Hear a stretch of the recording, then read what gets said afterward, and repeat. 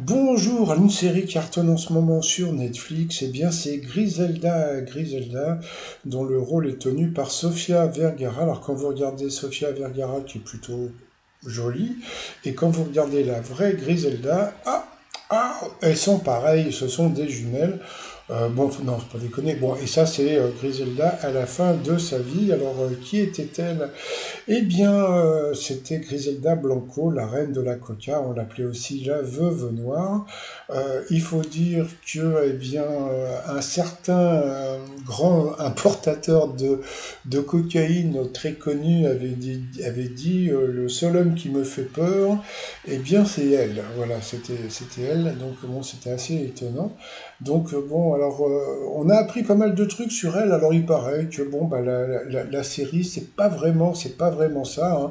Bon, la série est plutôt bon, édulcorée, on va dire, hein. Donc bon, bah, elle était née le 15 février 43 en Colombie, et donc elle s'était installée avec sa mère à Medellín dès 1946. Et on avait appris aussi qu'à 11 ans, eh bien, elle avait tué l'enfant de ses voisins. Bon, bah, ça commençait bien pour elle.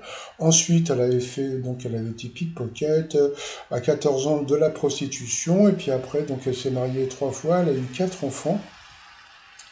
Et puis ensuite, bon, bah, elle a fait pas mal de trafic de cocaïne. Elle est repartie en Colombie avant de se faire arrêter donc à New York. Et puis bah, elle était revenue en Floride, comme bon, on a pu voir dans le film, hein, où elle avait fait tuer énormément de personnes.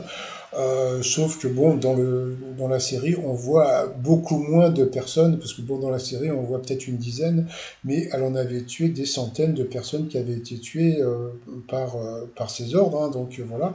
Et puis, eh bien, à la fin de sa vie, elle avait une fortune de près de 2 milliards de dollars, et je vous parle de ça, c'était dans les années 90, donc imaginez maintenant. Donc, eh bien, elle a été, donc bon, dans la série, elle avait dit que bon, les gens avaient dit qu'elle s'était rendue, et pas du tout. Elle a été arrêtée par la DEA, tout simplement. Elle a été condamnée à près de 60 ans de prison, sauf qu'elle a été libérée bien avant. Voilà. Et puis bon, bah, si vous avez vu la série, vous savez comment elle a fini. Alors, il y a son fils qui a écrit un livre. Alors son fils s'appelle Michael Corleone, c'est pas une bêtise, hein, c'est vraiment son nom. Et donc sur sa page d'Insta, donc voilà, il parle du livre qu'il a écrit sur sa maman, avec qui on peut le voir ici en photo. Bon, bah c'est une série qui va pas mal cartonner. Est-ce que c'est bien? Après, c'est à vous de voir. Moi, je préférais bah, la première des séries, je la trouvais beaucoup mieux. Mais bon, après, c'est à vous de voir. Bye bye.